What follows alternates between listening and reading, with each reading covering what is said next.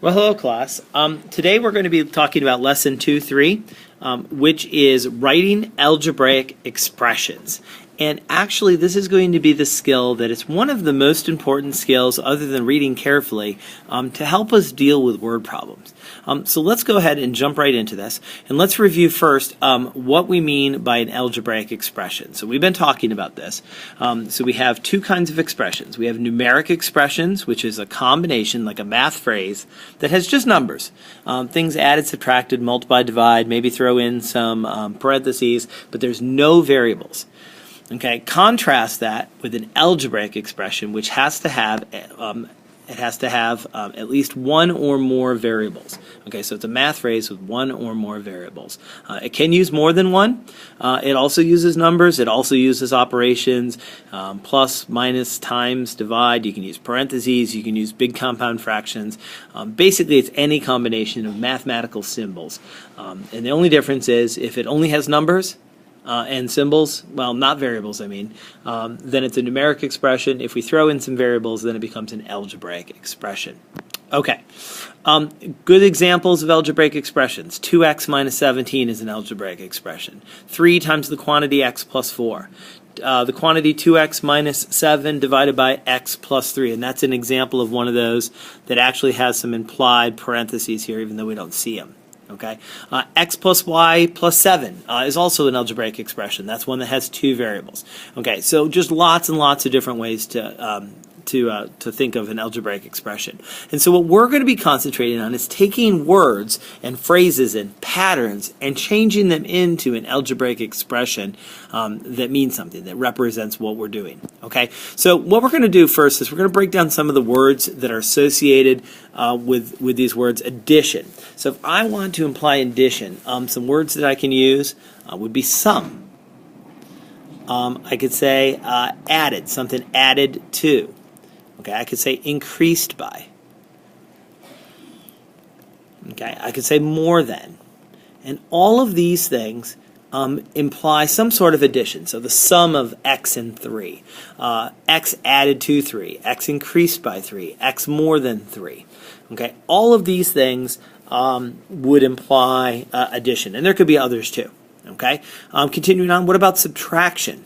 Okay, well, subtraction, we use the word difference, find the difference between two things. Okay, we might actually just flat out say the word minus, so x minus 2. We could say less than, x less than 2, or we could say x less 2, which, by the way, is basically a sneaky way to say minus. We could say x decreased by. Okay, and you get the idea. Okay, so words that can imply subtraction. Similarly, we can also have words that imply multiplication. The most common is the word product.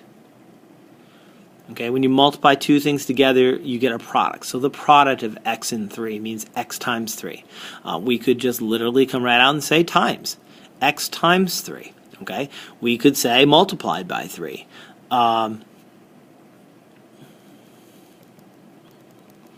Okay, and that's not very sneaky. And then finally we have division. Okay, and division's probably a little bit trickier. Division, obviously, we could say the quotient of two things. And that's the fancy name for take two things, divide them, and get the answer. That's called a quotient. So we say the quotient of x and 2, and that means x divided by 2. We could say something like, how many times does 2 go, does 2 go into x, which if you think about it, that's really kind of just breaking down what division really is. And that's pretty much it. We don't have as many words that imply division. We have a lot that imply addition, subtraction, and multiplication. And in particular, the ones that imply subtraction are the most tricky because subtraction is not commutative, meaning that if we change the order, x minus 2 and 2 minus x are not the same thing. We can get away with that with adding and subtracting. It doesn't really matter. But with subtracting, we have to be really careful about the order. We'll talk more about that in just a second.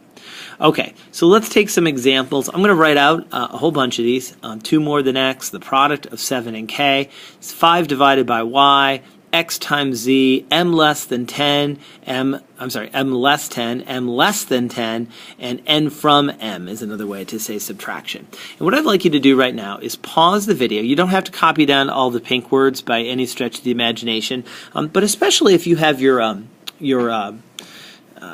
math notebook open to your daily quiz section, or if you're using an index card or something like that to take notes, pause the video for a moment and just write out your best guess at what you think the algebraic expressions are going to be for all of these. Okay, and once you've got all 7, take your best guess. Be really careful with those bottom 3. Like I said, the subtraction ones are really sneaky. You might want to even make up a number. So instead of m, maybe make m 100. And see what you're doing when you do that. Okay, so go ahead, write down 7 quick algebraic expressions, and then unpause the video and see if you get the same thing that I get. Okay? All right, pause now and come back when you've got all 7 answered. Okay, well, welcome back. Hopefully you went and did what I just asked you to do, so 2 more than x. Now be careful. Technically, what this actually means is start with x, and we're going to add 2 to it. So 2 more than x means start with x and add 2. Again, if you said 2 plus x, that's totally fine because addition is commutative, and so that technically gives you the same thing. The product of 7 and k means 7 times k. You could write that with a dot like that, or you could have just written it as 7k. There's nothing wrong with that. If you want, you can also put parentheses around one or both of them. Okay? 5 divided by y, you could write as 5 over y, or you could write it as 5 and use the divide sign and do 5 divided by y like that. Okay, either one of those is fine. Again, division is not commutative, so it doesn't matter what order you put them in. So 5 is the one being divided by y. 6 times z, just like the one on number 2, you could get 6z. You could also say 6 dot z. You could say 6 parentheses z. You get the idea. All of those things mean the same thing. Now we get to the subtraction. Here's where they get tricky. M less 10. This is the one that basically is the same thing as minus. So you're starting with m and you're lessing by 10. So that's just like minus. So it's m minus 10.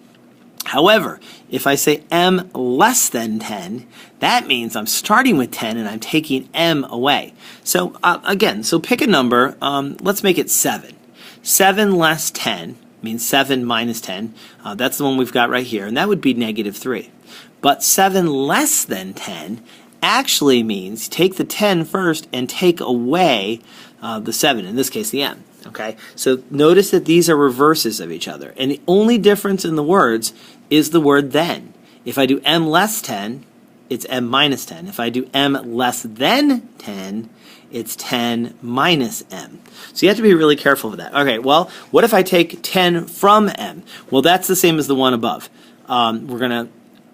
The first one, that's the same thing as minus. Okay, I have m to start with, and I'm taking 10 away from it. Okay, so that's an example of how you take a phrase and turn it into an algebraic expression. All right, let's continue on. I don't want to make this video too long, so let's continue. What if we have a word problem? Now, I'm not going to write this one all out. I just want you to listen really carefully. Okay, I'll say it 2 times, just like you're supposed to read it twice. Okay, so imagine that you have a word problem, and here's how it goes. Okay, suppose that when astronauts go up in space, they temporarily, their back stretches out. The cartilage in their back expands, and so up in space, an astronaut is 2 inches greater than their height here on Earth. Write an algebraic expression that describes an astronaut's height h after a flight. In other words, the minute he lands, before, or she lands, before their back compresses back down. If their normal height is h, what would their new height be? All right, so one more time. At the end of a space flight, an astronaut's height is temporarily 2 inches greater than it normally is. So write an algebraic expression that describes an astronaut's height, h, after a flight. Okay? And so what we would do is we would take their normal height, h, and we would just add 2 inches to it. Nothing more to it than that. That's the idea. Okay? All right.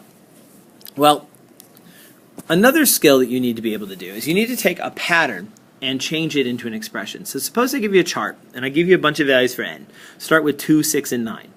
And we're going to try to figure out what goes in the heading up here. In other words, what am I doing to n to change these numbers? So look at the pattern. 2 goes to 1, 6 goes to 3, and 9 goes to 4.5.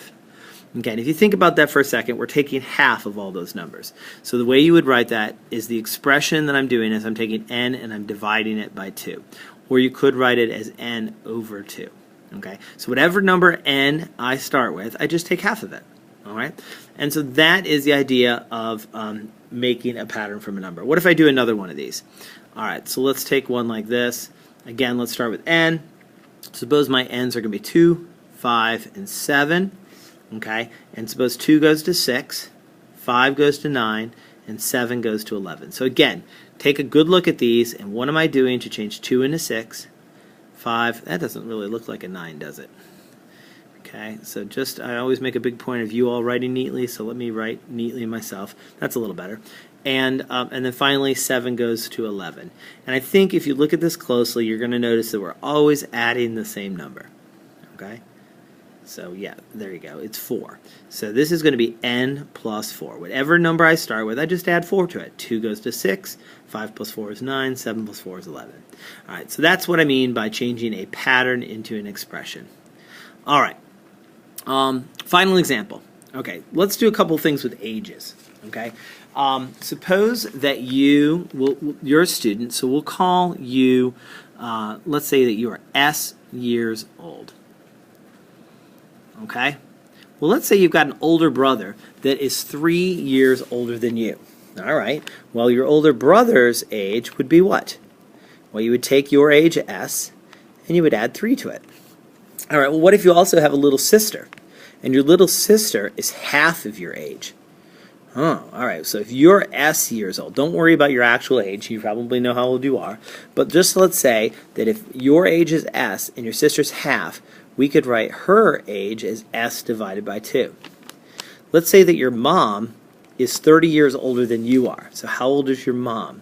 Well, again, in relation to S, the variable S, your mom would be S plus 30. Okay? Well, let's get really complicated now. Let's say that we know that your dad is 15 years more than twice your age. Again, I'll repeat that. Let's say your dad is 15 years more than twice your age. All right, well, let's think about that. Kind of like order of operations, we would first double. So we'd want to take your age and we'd want to double it. So we'll do that by just saying 2s. Okay, and I'm going to put little flags on all of my s's. And the reason I'm doing this is at least the ones that look like they could possibly be a 5. You have to be really careful with s's and other variables. A good way to fix that would have been to use a script s, so it doesn't look anything like a 5, as long as you're neat. Anyway, let's go back to the dad's age again. So he is he's 15 years more, so that would be an adding 15, than twice your age. Okay, so 2s plus 15 would be an algebraic expression for your dad. Your mom is s plus 30, your brother is s plus 3, and your sister is s divided by 2. Suppose you have a new baby, and the baby is 10 years younger than you, so then that would be s minus 10. Okay, and so we can take real life things and change them into algebraic expressions. And that's what we're going to be practicing in class tomorrow. So come ready to work, and that's pretty much all I have for you. We will practice in class these same skills, so remember that. Remember once again that we've defined an algebraic expression, and your quiz tomorrow will be a little bit different because I will actually ask you, I'll probably give you some phrases and ask you which operation that they would become. Whether they be plus, minus, times, and divides. So you might want to go back and review that screen where we changed the 7 problems, and that's something else you might want to remember.